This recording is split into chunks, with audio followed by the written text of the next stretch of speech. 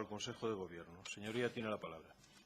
Sí, señor presidente. La pregunta es, ¿qué motivo puede justificar que 4 años después de la detención del señor Ropede se presente un informe con las presuntas malversaciones de fondos públicos en la Consejería de Educación y que persigue el posible reintegro de las cantidades defraudadas al erario público? Gracias, señor Cuervas Mons. Consejo de Gobierno tiene la palabra. Sí, presidente. Señoría, la elaboración y posterior presentación a la Sala Tercera de la Audiencia Provincial del informe sobre los perjuicios económicos a la comunidad autónoma se encarga a raíz de las conclusiones provisionales presentadas por la Fiscalía, como antes decía, en diciembre de 2014. En sus conclusiones, la Fiscalía indica que los procesados, José Luis Iglesias Riopedre, María Jesús Otero Rebollada, Víctor Muñiz Menéndez y Alfonso Carlos Sánchez Sánchez, conjunta y solidariamente, deberán indemnizar al Principado de Asturias en el importe de los perjuicios causados a esta Administración, cuya cuantía, además, determinará la sentencia. En su escrito, la Fiscalía determinaba, además, el modus operandi que utilizaban los procesados para favorecer a las empresas APSA e Grafo, y en ese momento es cuando el Gobierno de Asturias pone en marcha una serie de actuaciones para exigir las responsabilidades civiles y penales a que hubiera lugar. Fue entonces cuando se encargó la elaboración de un informe exhaustivo sobre los perjuicios económicos a la Administración del Principado, iniciando un proceso que, en este caso, tuvo un desarrollo que le resumo en los siguientes hitos. En junio del año 2015, la Secretaría General Técnica de la anterior Consejería de Educación, Cultura y Deporte llevó a comprobar si el material suministrado por las citadas empresas estaba entregado realmente en los centros docentes. Se requirió a los directores de los centros docentes que indicaran si el material estaba entregado realmente, puesto que en el expediente administrativo constaba efectivamente facturado, recepcionado y pagado. En julio de 2015 se empezó a recibir en la Secretaría General Técnica la información de los directores de los centros, afirmando algunos de ellos que esos materiales no les constaban que estuvieran servidos en los centros, y otros denunciando la presunta falsificación de las firmas de las actas de recepción. En agosto usted sabe que los centros educativos están cerrados y durante los meses de septiembre, octubre y noviembre de 2015 se siguió recibiendo la documentación requerida, se procedió a analizar la misma, siendo necesario pedir aclaraciones en algunos casos e incluso a proceder a entrevistarse con algún director de los centros para clarificar la información recibida.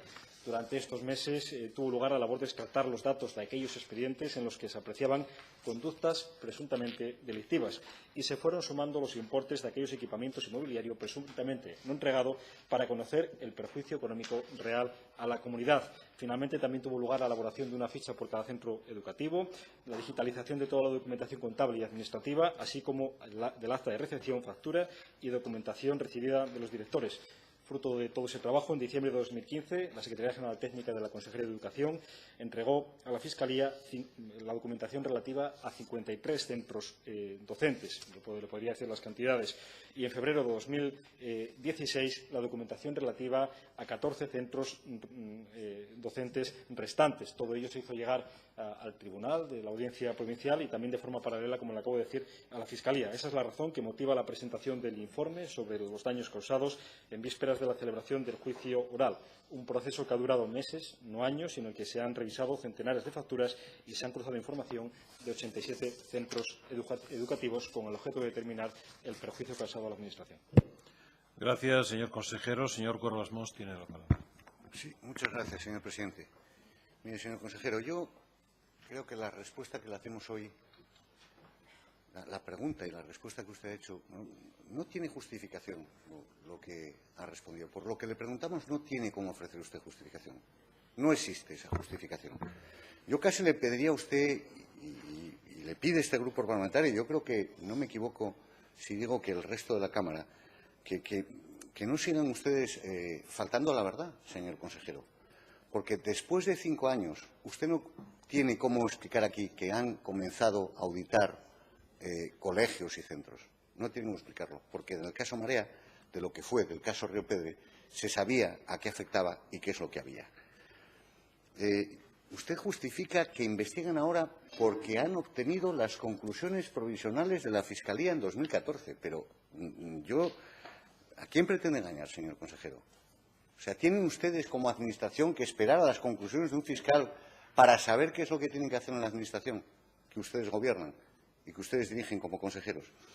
Mire, no solo eso, sino que usted además en la sesión pasada y en esta, osadamente todavía riñe a otros diputados de la Cámara hasta por no tener conocimientos jurídicos. Señor consejero, yo lo recuerdo, creo recordar que usted es licenciado en Geografía. Yo creo que no sabe ni dónde está. Ya no es que no tenga conocimientos jurídicos, ¿no? El problema, señor consejero, es la inactividad que ha tenido su Gobierno en todo este tema.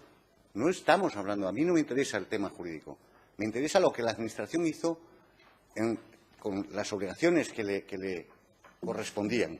Y me interesa saber el daño que se ha producido a personas, a alumnos, a profesores, al sistema educativo. Eso es lo que nos interesa. Mire, yo creo que en el fondo ustedes nos quieren tomar el pelo. Yo creo que no puede venir usted de manera mínimamente seria a decir que a raíz de que la Fiscalía dice que el señor Otero y el señor Ropedre van a tener que indemnizar al Principado, se ponen a investigar. Que es que no sabían que se había producido un daño económico, señor consejero.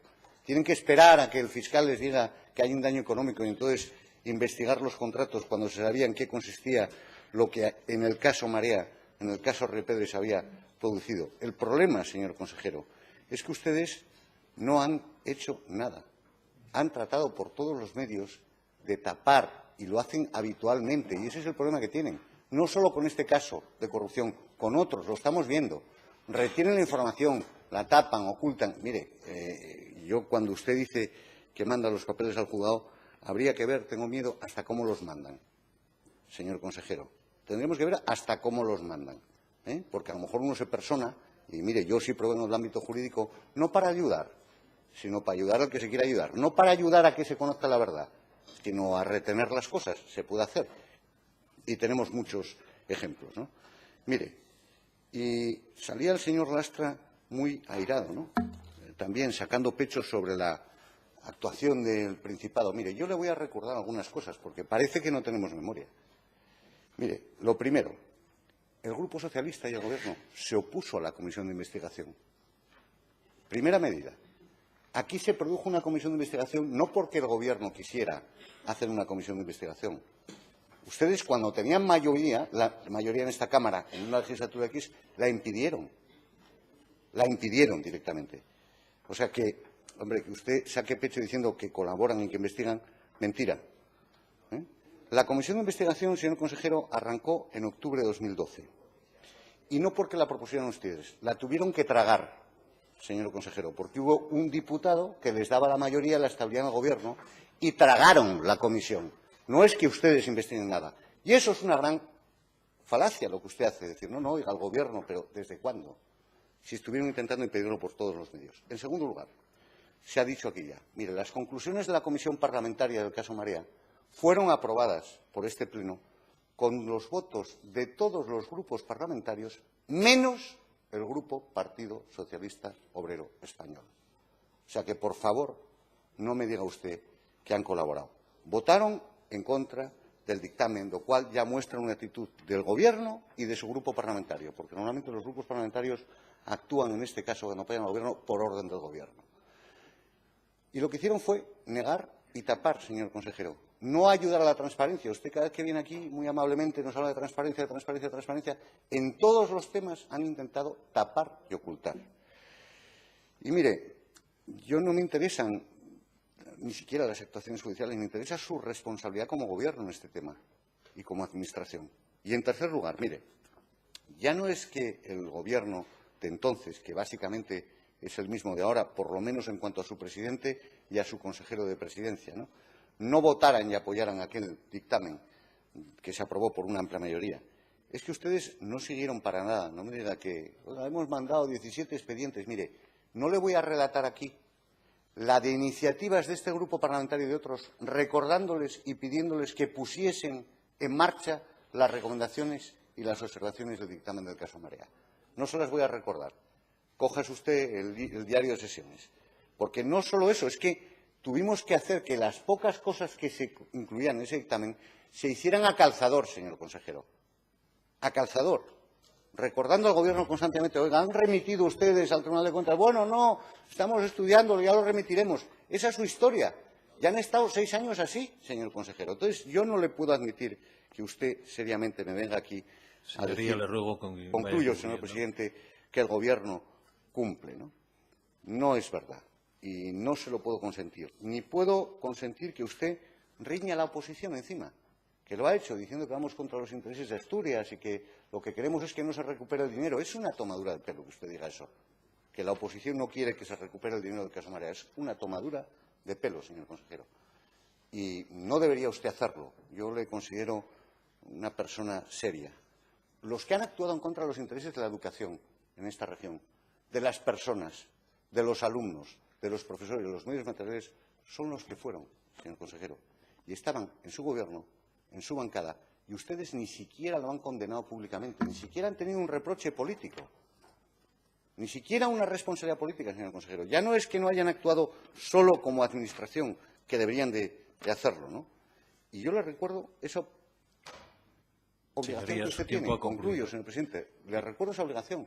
Usted, esa administración, más allá del ámbito judicial, tienen una responsabilidad. Cúmplanla de una vez. Y no se equivoquen. Y tenemos más temas en la Cámara que irán midiendo donde están ustedes haciendo exactamente lo mismo, señor consejero. No se equivoquen. Gracias.